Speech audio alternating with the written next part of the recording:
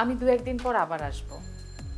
ওর সঙ্গে হওয়া total কনভারসেশনটার record নিয়েছি আমি। এই 1 বা 2 দিন স্টাডি করে তারপর আমি ওর সাথে আবার বসবো। আশা করছি এরপরে আমি আপনাকে এই বিষয়ে ব্রিফ করতে পারবো। আন্টি নাস্তা তো হলো, আমরা তাহলে আসি। আন্টি আসলে আমাদের অনেক কাজ আছে, তাই না স্যার? ইয়েস মিস্টার শ্যাম সাহেব। জি। না না, মানে তোমাদের একটু কাজ আছে বাবা। কি কাজ আন্টি? তুমি যা তোমার আব্বার একটু ডাইকেলিও দেখো, আম্মু বলছে ভাত খাইতে আসতে। হায়াত মুক্তির কথা তো বলা যায় না, তো সকাল আর পূরণ করাটাই ভালো। আচ্ছা আপনি কারণ আমি লইতেছি।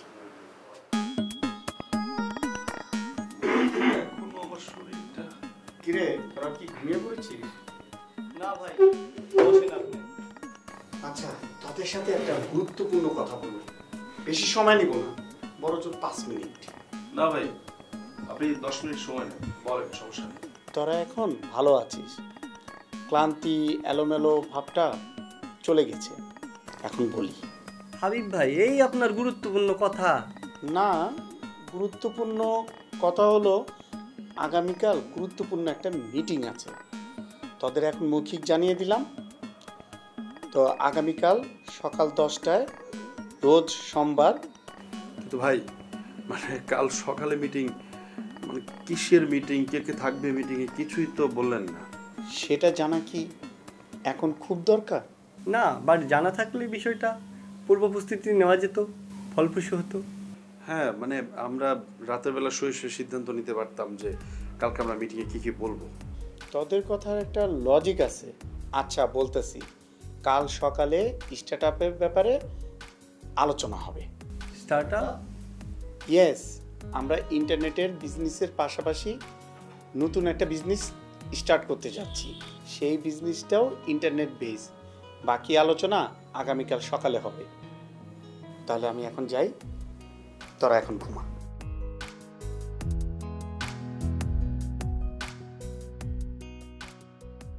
খালি খালি আজারের পেশাল পারবো, এই আর কি।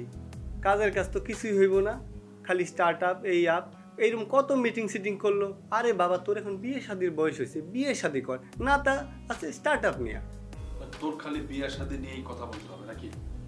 কালকে সকালে মিটিং, এখন ঘুমা। তুই ঘুমা।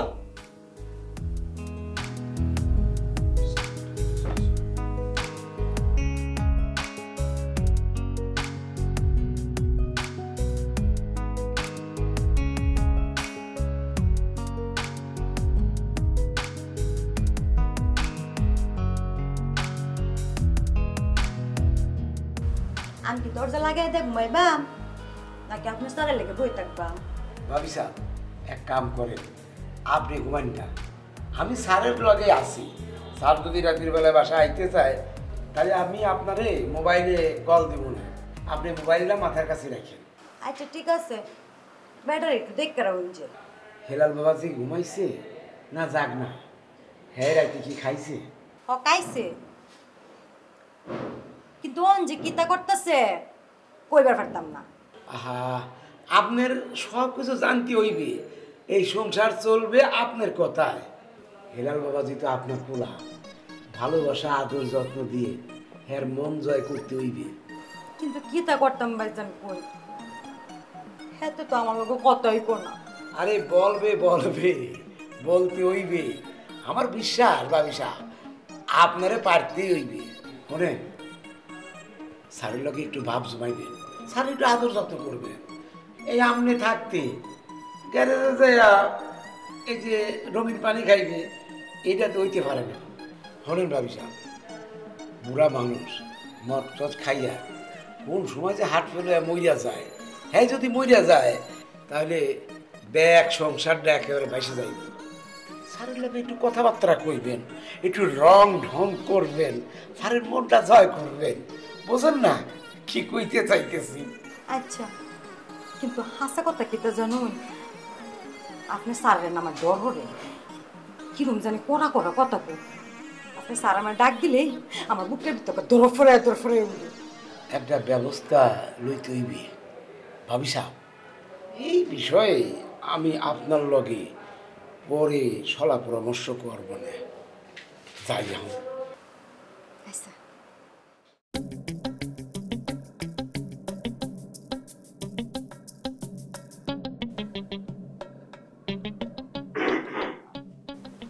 কিরে ঘুমিয়ে পড়ছি?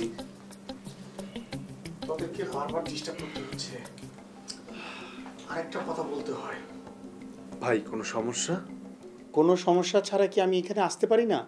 আর তোদের সাথে কি গল্প গুজব করতে পারি না? না পারেন, অবশ্যই পারেন, বলেন কি বলবেন। ভাই খারাপ স্বপ্ন দেখছেন নাকি? তোদের একটা জরুরি কথা বলতে ভুলে গেছি। ভাই কি এমন জরুরি কথা যে আমাদের কাঁচা ঘুম থেকে তুলে বলতে হবে আর কয়েকটা ঘন্টা পেটে রাখতে পারলেন না? তোরা কিছু মনে করিস না?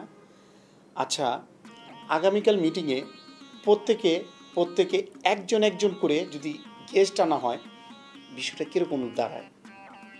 কি আইডিয়াটা কীরকম? মিটিং কালকে সকাল 10টায়, এখন বাজে প্রায় রাত 12:30। এত রাতে গেস্ট কোথায় পাবো আপনি বলেন? সকালে কইতেন, বিকালে কইতেন, এই মাঝরাতে অতিথি পাবো কোথায়? কথায় আছে, ইচ্ছা থাকলে উপায় হয়। আমি তোদের দক্ষতা যাচাই করতে চাইছি। ধরে নে এটা তোদের দক্ষতার যাচাইয়ের পরীক্ষা। তোরা দুইজন একজন একজন করে অতিথি অ্যারেঞ্জ করবি। তোরা প্রশ্ন করতে পারিস অতিথিবর্গ আমাদের অনুষ্ঠানে কেন আসবে। For your kind information, meeting শেষে অতিথিদের জন্য আপ্যায়নের ব্যবস্থা করা হবে। তাহলে আমি এখন যাই, তোরা এখন ঘুমা।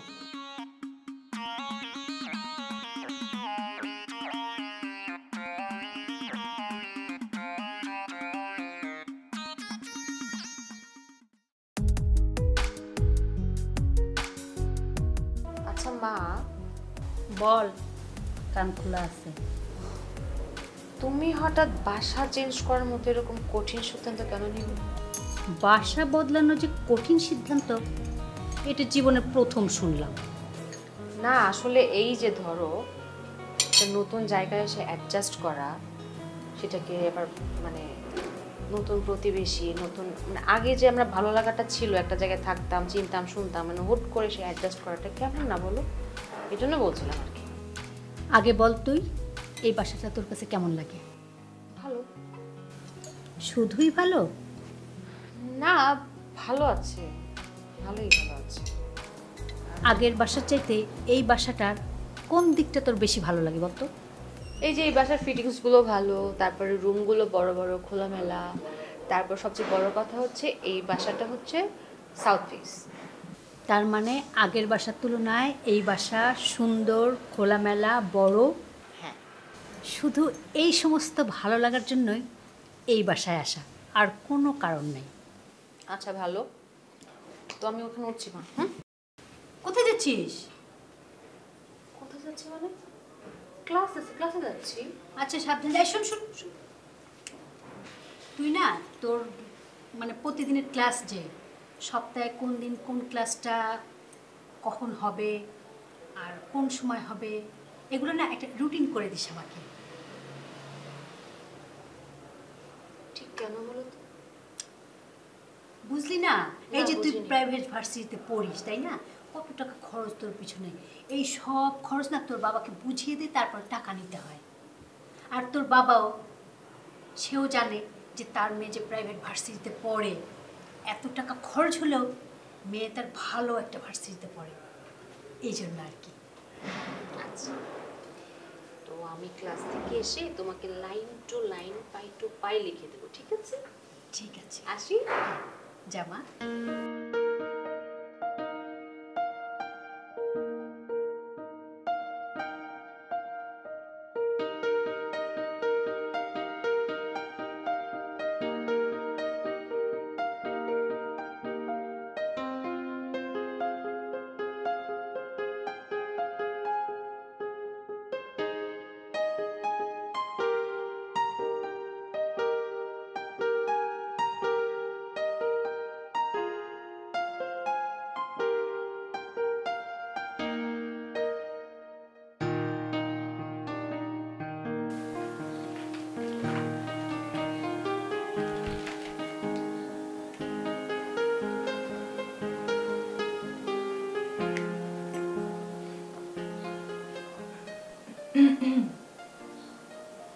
কেমন আছো হিমেল? ভালো। তোমার বাবা কোথায়? বাজারে গিয়েছি। যাক, তাহলে আমরা দুজন নির্বিঘ্নে কথা বলতে পারবো, তাই না? আমি যে তোমার কাছে আসি, গল্প করি, তোমার সঙ্গে সময় কাটাই, তোমার কেমন লাগে? মোটামুটি ভালো। ঠিক আছে, মোটামুটি হলেই চলবে। অবশ্য তুমি যদি চাও যে আমি তোমার কাছে রেগুলার আসি, আমরা দুজন অনেকটা সময় সুন্দর সুন্দর গল্প করি, তাহলে মন খুলে আমার সঙ্গে কথা বলতে হবে। আর তোমার যখন যা সমস্যা আমার সঙ্গে শেয়ার করতে হবে। তুমি মনে করো আমি তোমার একজন মা। আচ্ছা ঠিক আছে, মা মনে করার দরকার নেই, আন্টি ভাবলেই হবে।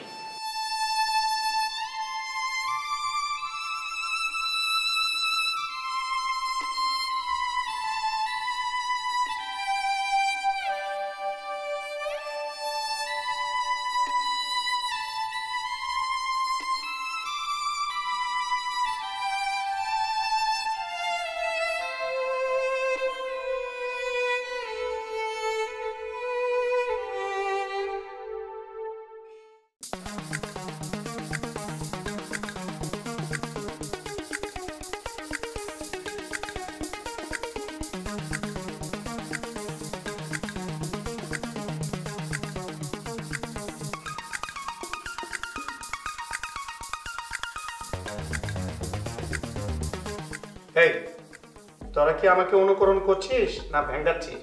ব্যাঙ্গাবে কেন ভাই? আপনি তো আমাদের কাছে অনুকরণীয় নেবেন। কি বলিস তুই? ভাইয়া কেস যদি না আসে তাহলে কি আমাদের মিটিং হবে না? খবরদার, এই কুফা মার্কার কথা বলবি না। আজকে যে কোনো মূল্যেই মিটিংটি করতে হবে। তুই কি করিস এটা? এই, তোরা কি করতেছিস? চল ভাইয়া আবার কেস আবার পুরে আগে চল। আসসালামু আলাইকুম ভাই, কেমন আছেন? আরে নিশি, তুমি কেমন আছো? হ্যাঁ আচ্ছা, এক মিনিট স্যার। এই শ্যাম, হ্যাঁ? ও এই তোরা আবার কি শুরু করলি? জাস্ট কাটিস। আমাদের অফিসে কষ্ট করে আসার জন্য আমাদের পক্ষ থেকে আপনার জন্য ফুল এসেছে। Thank you, welcome. তোমার জন্য। এই তোদেরকে আমি পরিচয় করে দিচ্ছি, উনি হচ্ছেন সৈকত ভাই, আমার বড় ভাই, আমার আইডল, আমার অনুপ্রেরণা। অসাধ্যকে জয় করা অনন্য দৃষ্টান্ত হচ্ছে এই সৈকত ভাই। আমি উনাকে ফলো করার চেষ্টা করি, আমি তোদেরকেও পরামর্শ দিব। আসলে তেমন কিছু না, হাবিও আমাকে খুব সম্মান করে। সত্যি কথা বলতে একটু বাড়াবাড়ি রকমেরই সম্মান করে, সেই জন্য আমার সম্পর্কে সবসময় বাড়িয়ে বলে। আমি সৈকত খুব সাধারণ মানুষ এবং সাধারণ ব্যবসায়ী, এছাড়া আর আমার পরিচয় কিছু না। তোমাদের অনুষ্ঠানে আসতে পেরে খুবই ভালো লেগেছে। চলো ভিতরে যাই। চলো।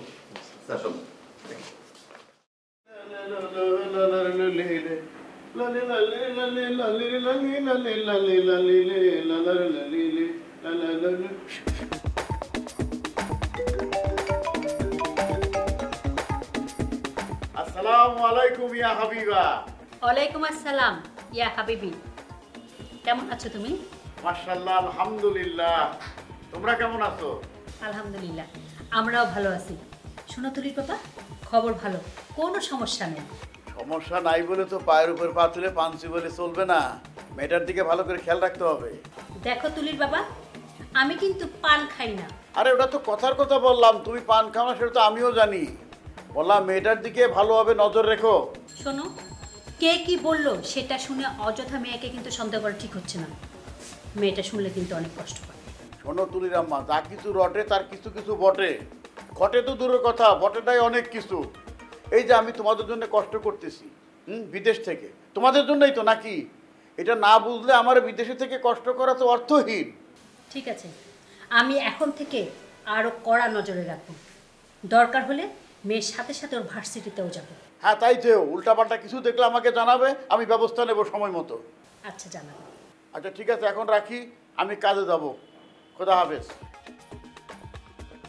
হে আল্লাহ, তুমি আমাদের সম্মান রক্ষা করো।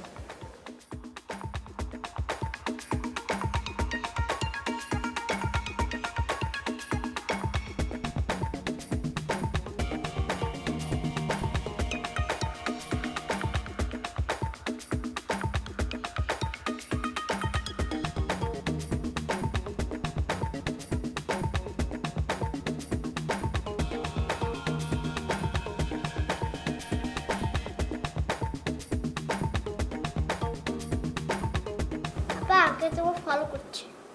ফলো করছে মানে? তুমি যা যা করছো আঙ্কেলও সেটা করছে। কি করছে? তুমি ঘড়ি দেখছো, আঙ্কেলও ঘড়ি দেখছে। এটা কোইন্সিডেন্স বাবা। আরো দুজন গেস্ট আসলে তারপর প্রোগ্রামটা শুরু হবে, তাই সবাই ঘড়ি দেখছে, এটাই স্বাভাবিক, তাই না? না বাবা, তুমি যখন পা তুলে বসলে টিয়াগুলো যখন পা তুলে বসলো।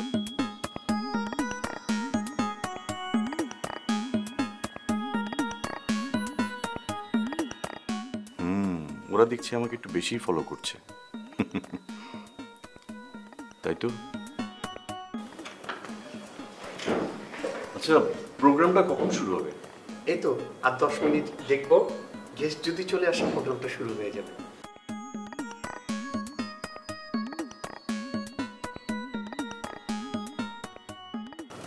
বাহ, চলো আমরা দূরে পালিয়ে যাই। কেন? আঙ্কেলও পালিয়ে যাবে, কি মজা হবে। আর একটু বসি। আসসালামু আলাইকুম। ওয়ালাইকুম আসসালাম। আপনি মানে তুমি মাইজুদ্দিন না? যে মই মিস্টার মাইজুদ্দিন খা যেতে কষ্ট হয়েছে বলে মুই দুঃখিত। বাজারে গেছিলেন, সদাই হলেন। এরকম লাট সাহেবের মতো সাজ পোশাক পরে কোথায় যাচ্ছ? হ্যাঁ, ওই যে কি যেন বললেন যে লাট সাহেব না ফাট সাহেব, সেইটার লগে মুই একমত না। মিস্টার হাবিব সাহেব, হের পাঞ্জাবিটা, হের শালদার পায়জামাটা মরে দেশে, তো পাঞ্জাবিটা একটু খাটো। শোনেন, মোর ঘরে আয়না আছে একখান, সেইটা যে আমি দেখছি, মোরে কিন্তু লাট সাহেব মনে হয় নাই। তাহলে তোমার ঘরে আয়না আছে না? তোমার এই বদসুরটা আয়নার মধ্যে দেখলে তো আয়না ভেঙে যাওয়ার কথা। সরি বিল্লাল ভাই, দয়া করে আপনি আমার সামনে আর না আসলে আমি অনেক খুশি হব। বাসা বদলে ফেললে আমার মনটা বদলে যাবে। সাধু বাবার মতো খালি ঘরে বসে থাকলে হবে? নিচে গিয়ে তো একটু খেলাধুলা করতে পারে। কেউ ডাকো, ডাকো ওকে। ডাকা যাবে না, ডাকা নিষেধ। ওই দিনের ওই মহিলা আইছেন। Commitment is the part of honesty. Commitment দিয়ে সকলকে চেনা যায়, বোঝা যায়। আর তাই আমি বলবো যে তোমরা সুন্দরভাবে সততার মাধ্যমে ব্যবসা পরিচালনা করো। এবার বলুন, কাউন্সিলিং এর প্রোগ্রেস কি? গত দুটো কাউন্সেলিংয়ে কিছু প্রবলেম ফাইন্ড আউট করেছি। এখানে আছে স্বপ্ন, দুঃখ, বেদনা সবই।